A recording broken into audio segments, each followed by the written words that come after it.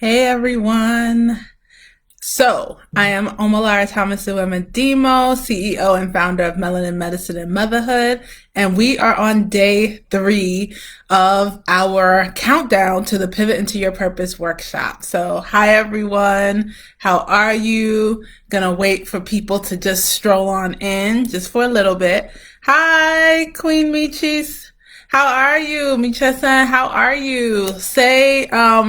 Let me know kind of if you've been keeping up with these videos this week. We're doing a whole countdown because next week on Monday, we are going to be actually going deep into our Pivot into Your Purpose workshop. We are going to be literally changing our lives in 5 days.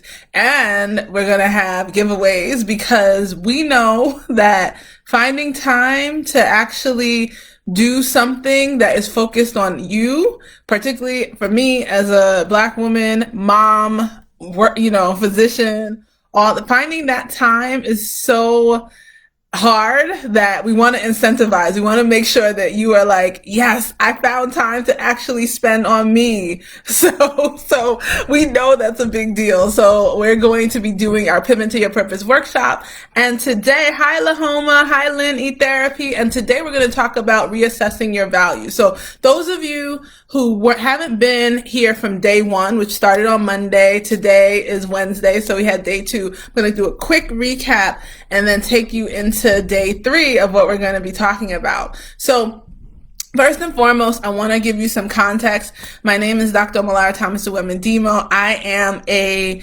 pediatrician, now transitioning full-time into the work that I found was my purpose, which is to be a purpose coach for Black women physicians and a success strategist. Basically, I work with physicians, I work with other health professionals, and the goal is really, a lot of times we find ourselves kind of settling for the life of struggle and sacrifice instead of the life that we truly want. For many reasons. And what I found is that was me. And then I finally did some work to actually get towards my purpose and believe that I could actually achieve it.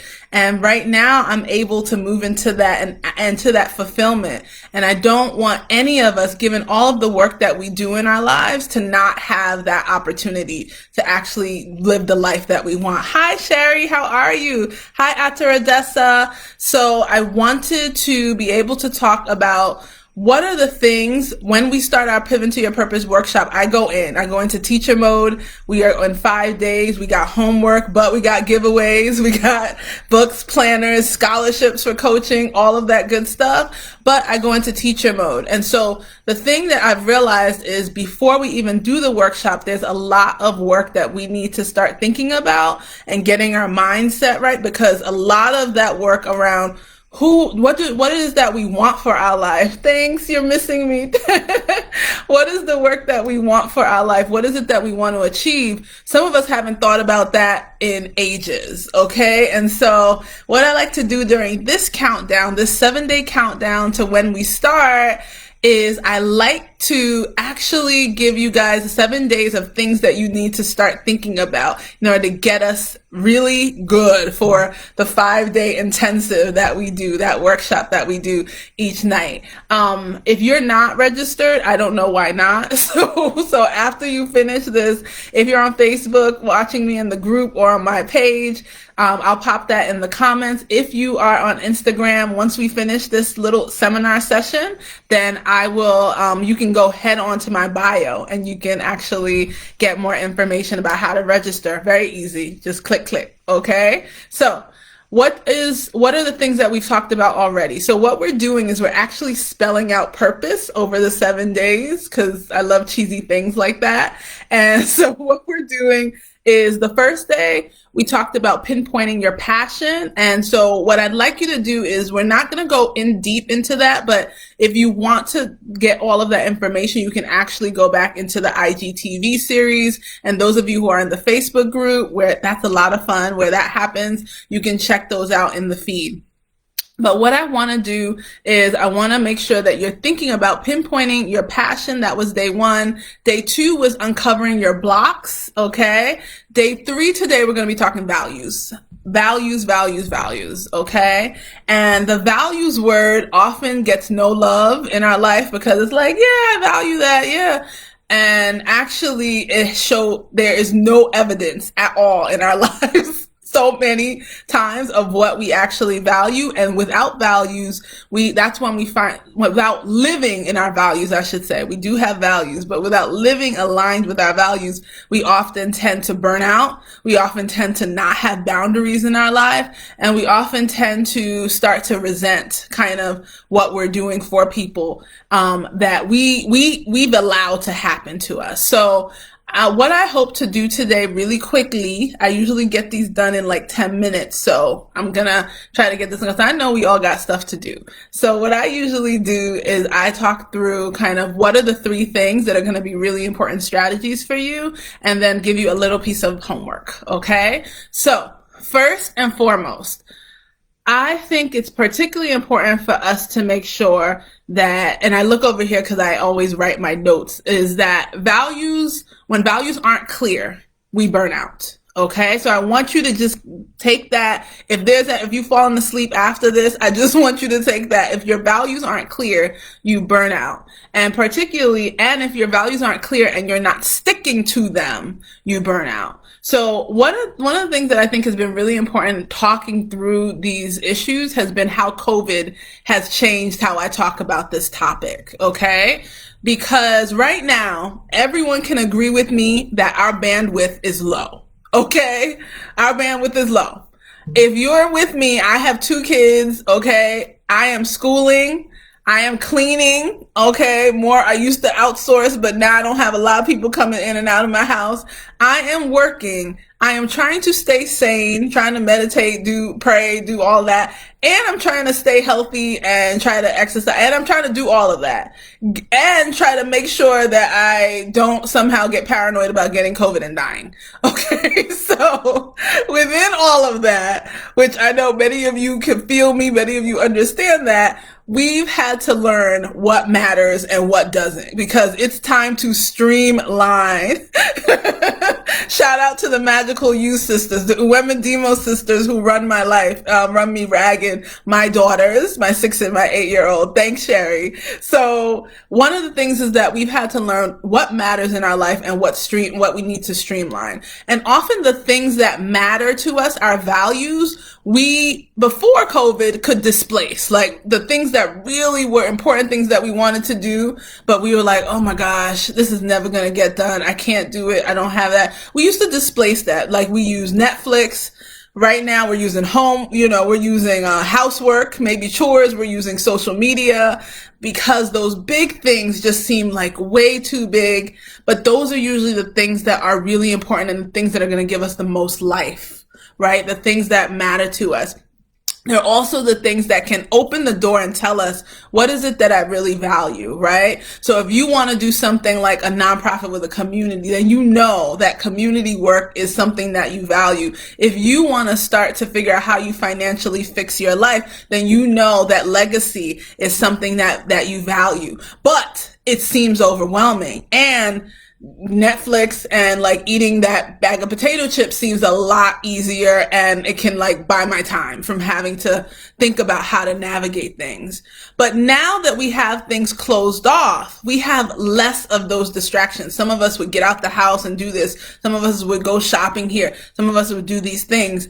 And when we have less of those distractions, we have to start to come and get real with like, what am I living with? And so many of you are, during COVID, I know I have, start to feel a little bit more unfulfilled, and it's because there's a lot more reflection time available. Okay. Even though we're running around, we're doing less of it because we can't. Okay. We have like work, come back or whatever, but a lot of us are starting to understand that there are things that we have put on the back burner for way too long, and we are either resentful, we're confused, we're angry, we're frustrated, or we just don't know what to feel. And so hi, Dr. Lani, hi, Abraham. And so one of the things that I want you to think about is that in order for us to get to our next level, we actually have to be free to face what matters. And it freaks us out. but that's okay. So we have 3 things that I want to talk about that can help us move forward on that, okay? That can help us move forward. So what are the 3 things? So number 1 is I want to introduce a topic called thrashing, okay? So if any of you are Charlie Gilkey fans, I am a Charlie Gilkey fan.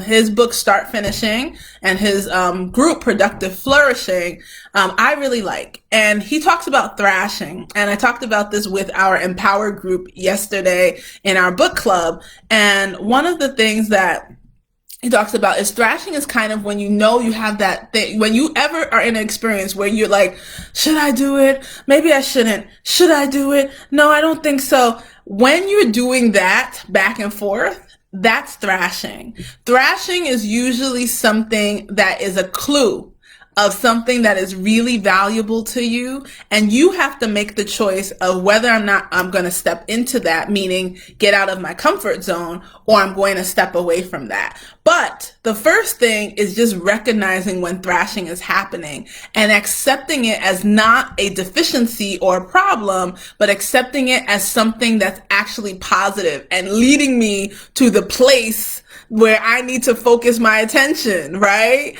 But a lot of times what we do is we step back and we're like, whoa, why am I going back and forth? Let me find something else to do that can distract me from that, okay? And so and let me know if any of you have experienced thrashing. Let me know if any of you, if thrashing is happening with anything. And you can even add what you've been thrashing about. But the first thing that helps us to recognize what our values are, right? Because I told you in the beginning that if we're not clear about our values and we're not taking the steps to walk into our values, then we actually will not create the boundaries that we need to get to the success that we want. And we're not going to say no to all of the things that usually get our attention and take us away from that path. Okay. I hope that's clear that doing this work of thinking about this is really important, and values are critical for us not to burn ourselves out and end up farther away from where we truly want to be. Okay. Let me know if you have questions at any time as we're talking. Okay. Now, the second thing that I want you to remember is I want you to think about remembering what the moments of meaning are for you in your life. So I usually, we in the workshop, we do a whole big thing about this, like over a long period of time. But right now it's Instagram, only got a few minutes. So I want you to think about even this past 7 days. Where has the meaning been in these past 7 days? Where did you feel a little momentary like, or success or something that lit you up?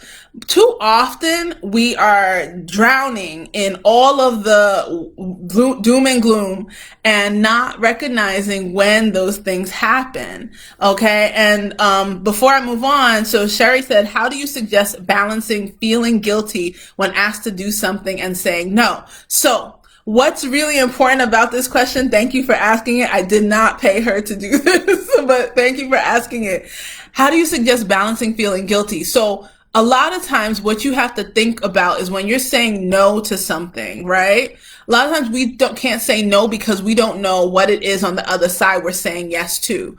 Boundaries are not just about saying no to people. They're about making space for the things that are going to lead you to the place you want to go. Okay. So if we think about the place that we want to go and we actually know that we're making space right now, I'm making space to sleep and exercise, right? Because I know that I want to be here for a long time for my kids, but I also know it helps me to be more productive and better at the job that I do. Then I know if something is coming in that's going to harm that ability for me to move, it makes it much easier to say, you know what? I just don't have time for that right now. And you don't have to tell them anything. You can just say no. No is a full sentence, but you can tell yourself, I don't have time for that. Why don't I have time for that? Because I have to make sure that this sleep, that exercise that I've said is my path towards longevity and towards me being able to be sane and do the work that I want to do. Then that counteracts that. So when you say no, you know that you're saying yes to yourself and to that specific path. And so always connecting what you're doing and starting to be forward thinking about where is it you want to be? What should you be doing now, right, to get there? and then being able to say, if that's a task that I need to do now to get there, linking that and making sure you have the space to do that. It allows for you to say no much easier. Okay, so number 2 is remembering the moments of meaning. And I talked about being able to think about what is it over this. I said, just let's do something short and small because I know it's the end of the day. This past week, right? Where has something lit you up? Where has something been helpful for you? Where has something really like just changed, like allowed you to get out of the I said doom and gloom? When we recognize those things and we don't just bypass them, it allows for us to kind of shift our mind a little bit to, whoa, what was that? How can I have that happen again? What were the things that were connected to that? Was it when I had some free time to cook with my family? Was it when I had the time to do yoga this morning? What was that? And a lot of times when we don't do that, then we don't replicate it, and then it becomes a coincidence instead of a regular strategy. And also it allows for us to recognize that's a value for me. Right? That's something that lit me up. That's something that shows alignment. Usually where you're finding meaning means alignment with your values. And then that also allows for you to make those boundaries. Okay. The third thing I want to really quickly just talk about is reviewing your day. So at the end of the day, a lot of times we're like, yes, I made it. Thank you, Jesus. In addition to that, what the other piece of this is that literally every day, right, has an opportunity for us to think about, where did I not align, right? I want you, the homework, which I'm going to bring up now, is that I want you to sit down for about 10 minutes and see what's coming up with you around values. Values are usually guarded, like beliefs that kind of guide how you walk through this earth, right? And so making a difference is a value. Loyalty might be a value. Community service might be a value. Whatever those values are, I want you to start to list them. In the workshop next week, we're going to work with that list and do a lot of like interesting stuff with it. But what is really important as you prepare for it is to start getting your juices flowing around what those values are, because then once you have them, you can review your day and start to say, did I spend any time in any of these values? Did I do anything that was connected to this? And you can start now revising your day to see, okay, well, maybe I could hit that one. Maybe I could just hit that one. And you'll notice a shift of fulfillment, like, ooh, I was able to integrate this in and I feel so much better. And it's just about being more focused and being more inward about having a value-led life and allowing for yourself to align in that way. So just to recap, today we talked about reassessing your values, right? And we talked about the importance of values in terms of allowing for you to make boundaries, prioritize what you need to do and to reach fulfillment, and also to make sure that you're actually feeling restored, feeling rejuvenated. We talked about the fact that a lot of times we don't align, even though we know what is valuable to us, a lot of times those things are very meaningful and very large and seem overwhelming to us. We'll talk in the workshop next week about how to actually overcome that and take action. But one of the things that we really try to make sure is that we oftentimes don't want to continue displacing that work that we do towards our values, right? So if this big thing about starting this nonprofit is like connected to you, then yes, you're not going to start a nonprofit tomorrow, but you're going to maybe start like doing maybe a little research over the month about kind of what's involved in this. So doing that is fulfilling because you know that that's moving you closer to something that you truly value. And what you're able to do is start to stop burning out by saying, okay, how do I make space so I have that time to do that, because that's going to bring me joy. So the 3 things that we want to do in order to get closer to our values is recognizing thrashing, okay? Oh no, I can't. And accept that not as a problem, but accept it as a positive that's leading you towards what you truly value.